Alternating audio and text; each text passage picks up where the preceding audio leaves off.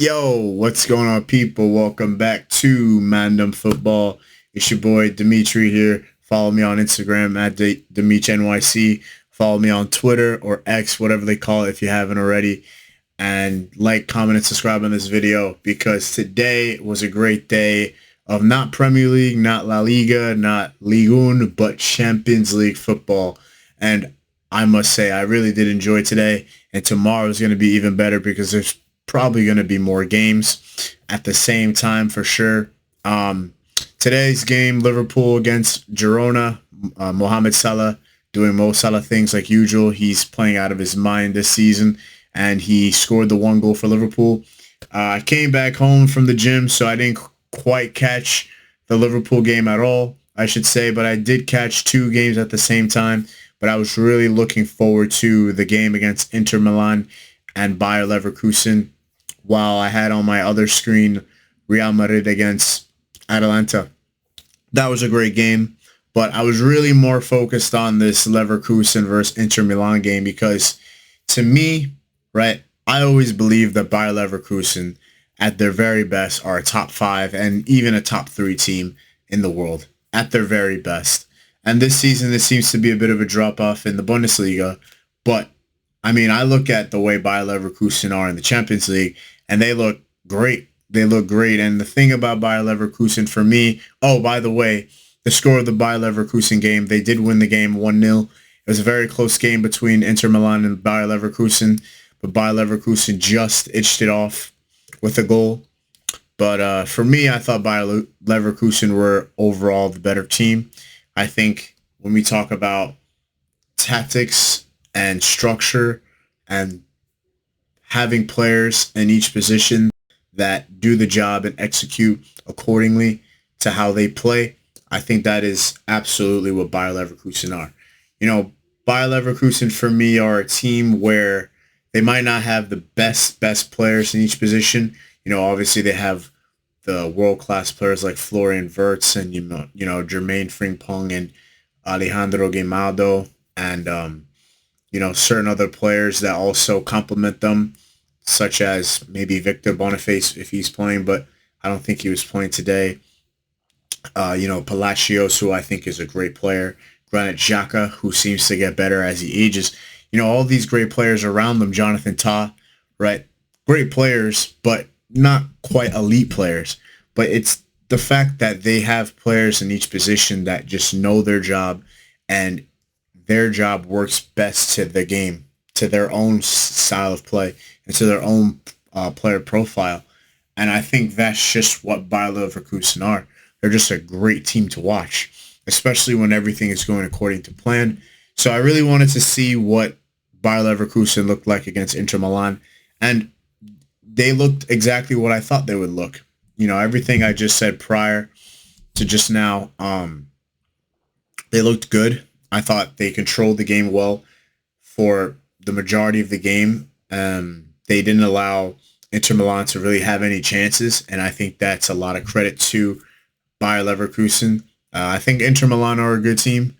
They're definitely a team to watch in the Serie A. And in the Champions League, they've had some good performances and good wins, especially the one against Arsenal, 1-0. Or was that? Or was that Inter Milan? Or maybe that was Atalanta. I don't know.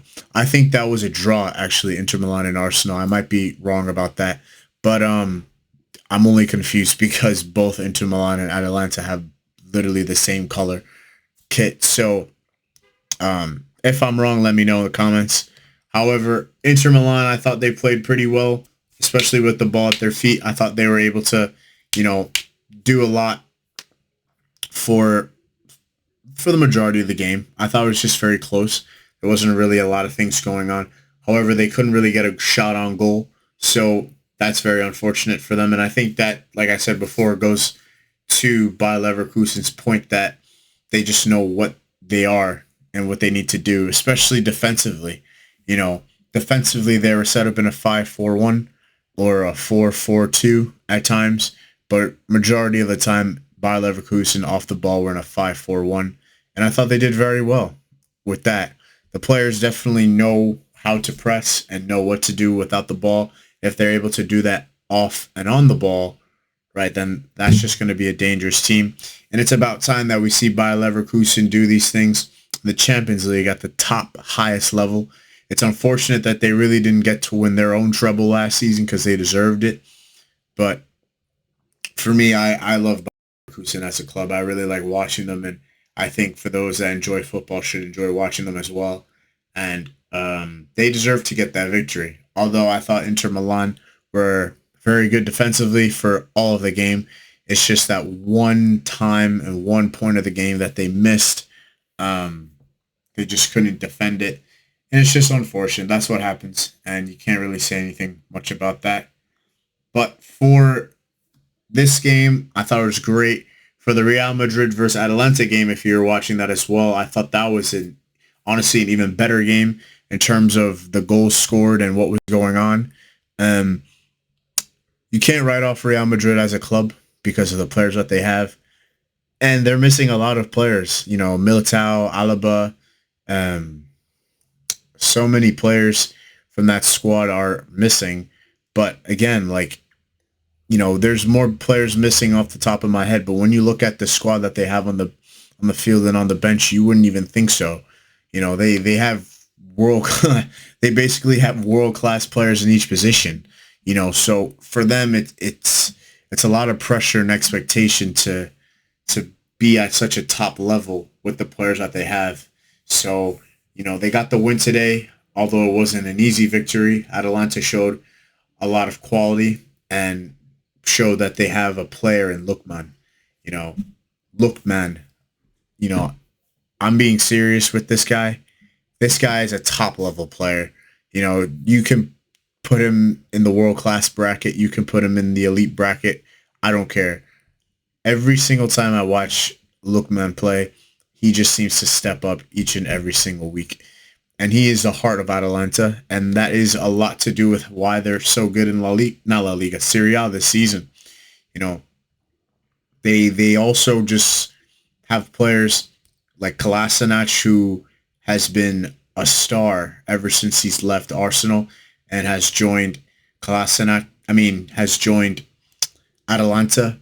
Kolasinac has been an excellent player, and he played very well today. He led to the penalty that was conceded by Tchouaméni, and they scored their penalty, which was a fantastic penalty by the Belgian Cavallari. That was insane. There is no way that penalty was going to get stopped. And Lookman's goal was taken very well to make it 2-3 for Atalanta. But again, you know, with all that being said, Real Madrid are Real Madrid, and this is just what they do. This is their competition. They've made it their competition for the last few seasons, and they do have 15 Champions Leagues, whether you like it or not. That is just the truth. So, you know, my take on the Real Madrid and Atalanta game is that I think the scoreline really should have been 3-3. I think Atalanta deserved to at least come out with something, but, you know, it's just the margins. They're this close, and you got to put away those chances, and you got to put away the opportunities that are put in front of you. So that's very unfortunate for Atalanta. And like I said before, it's very unfortunate for Inter Milan, but one team had to come out on top, and that was Bayer Leverkusen. And you can say the same thing for Real Madrid. And yeah, basically. Other news, I have no clue, honestly. I'm just making this video. I have no idea if Bayern Munich, the other Bayer, you know, it's German stuff. You know, I have no clue if they won their game. I just know that Brest won their game. And yeah, I have absolutely no idea if Bayern won their game. Hopefully they did, because that won't go down well if they did not win their game at all, because they drew to PSG last time out. So we'll see what happens. I cannot wait for tomorrow's games. I mean, Manchester City against Juventus, Arsenal against Monaco, Atletico Madrid play tomorrow. So I can't wait to see those games, and I cannot wait to see y'all in the next one. It's been real. This is all I really have to say for tonight, and I'll see y'all tomorrow. Peace.